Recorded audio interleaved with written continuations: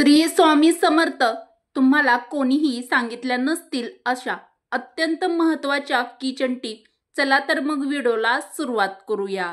पावसाळ्यात कांदे टिकवून ठेवण्यासाठी काही सोपे पण प्रभावी उपाय खाली दिले आहेत.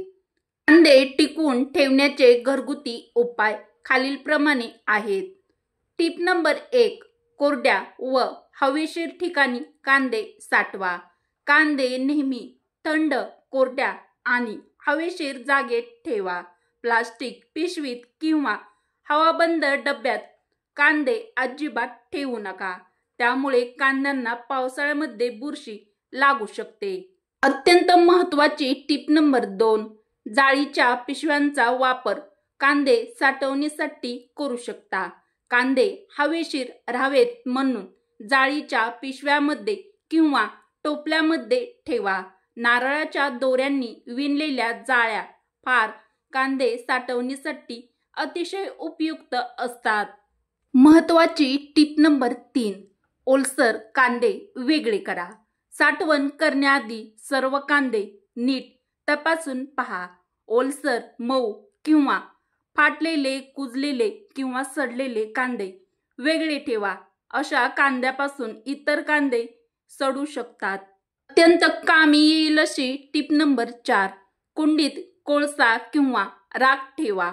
कांद्याच्या साठवणीसाठी कांदा ज्या ठिकाणी तुम्ही साठवण करत आहात तर त्या कांद्याच्या साठवण जागेवर कोळसा किंवा राख ठेवली तर ओलसरपणा कमी होतो व कांदा सडण्याची जास्त शक्यता कमी होते. Tip number 5. सतत निरीक्षण करा. दर 5 ते 7 दिवसांनी कांदे तपासणे आवश्यक आहे.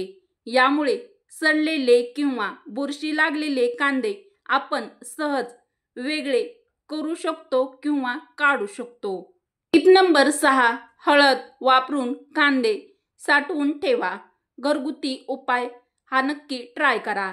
कांद्यावर थोडीशी हळद पसरवून साठवता येते. हळद अँटीबॅक्टेरियल आहे. कांदे साठवताना ही चूक अजिबात करू नका. कांदे थेट जमिनीवर ठेवू नका. कांद्याजवळ बटाटे ठेवू नका.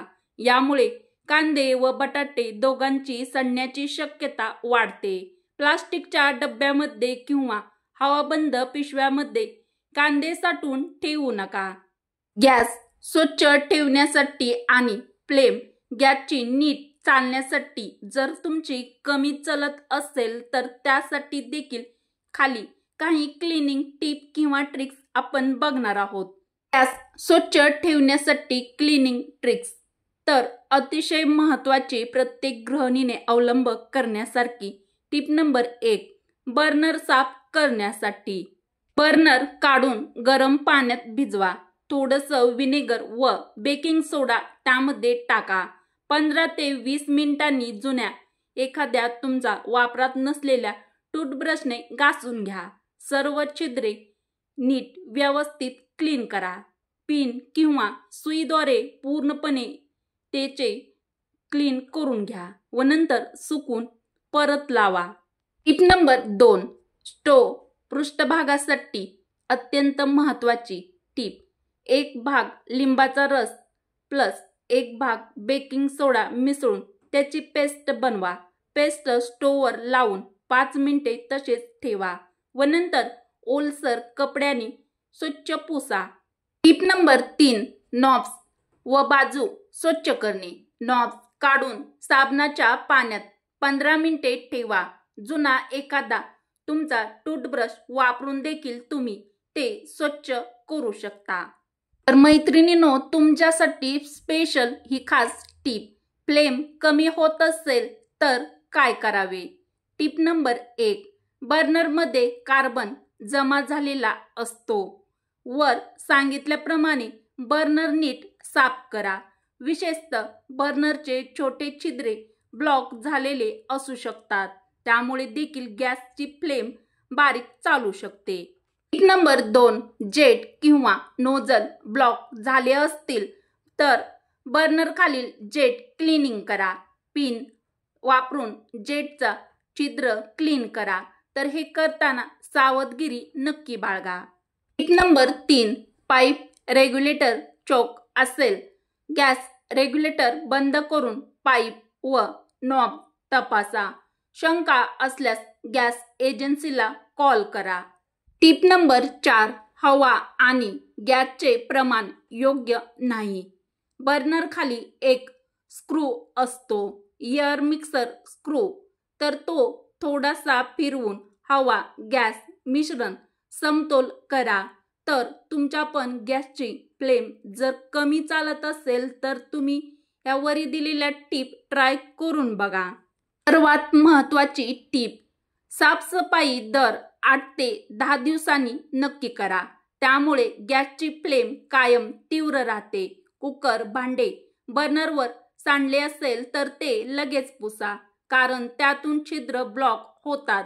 जर यापैकी काही करूनही फरक पडत नसेल तर प्रोफेशनल गॅस टेक्निशियनला बोलवा. कोरड्या खोकल्यासाठी काही घरगुती उपाय खाली दिले आहेत.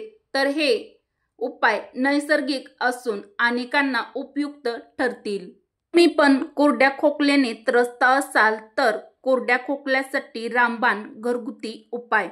टिप नंबर 1, हळद आणि गरम दूध. तर यासाठी आपण 1 ग्लास गरम दुधात अर्धा चमचा हळद घालून रात्री झोपताना प्या. हळदीत अँटीबॅक्टेरियल आणि अँटी इन्फ्लेमेटरी गुणधर्म असतात.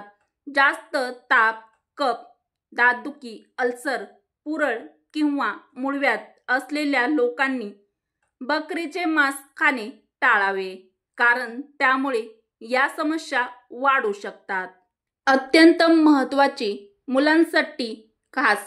मुलांसाठी जास्त प्रमाणात बकरीचे मांस खाण्याची शिफारस केली जात नाही, कारण त्यांचे यकृत आणि मूत्रपिंड जास्त प्रथिने हाताळू शकत नाहीत. त्यामुळे तुमच्याकडे लहान मुले असतील तर त्यांना बकरीचे मांस देणे टाळा. मटण खाल्ल्यानंतर दुधाचे पदार्थ खायला नको, कारण दुधामध्ये अँटीबायोटिक गुणधर्म असतात. याचा आणि मटणाचा संपर्क येतो तेव्हा नुकसान होते. परंतु मटणासोबत दह्याचे सेवन तुम्ही नक्की करू शकता. तर मैत्रिणींनो, या टिप आवडत असतील व तुमच्याकडे देखील काही अशाच नवनवीन टिप्स असतील तर त्या तुम्ही मला कमेंट बॉक्समध्ये कमेंट करून देखील सांगू शकता. अतिशय उपयुक्त व महत्त्वाच्या किचन टिप आवडल्या असतील तर मराठी रोहिणी किचन या आपल्या मराठमोळ्या चॅनलला लाईक, शेअर व सबस्क्राईब नक्की करा. युक्त टिप व असेच नवनवीन व्हिडिओ तुमच्या मित्र मैत्रिणीपर्यंत, मित्र परिवारासोबत नक्की शेअर करायला विसरू नका. चला तर मग भेटू अशाच पुढच्या एखाद्या अशाच नवीन छानशा व्हिडिओमध्ये. व्हिडिओ पूर्ण बघितल्याबद्दल तुमचे मनापासून धन्यवाद.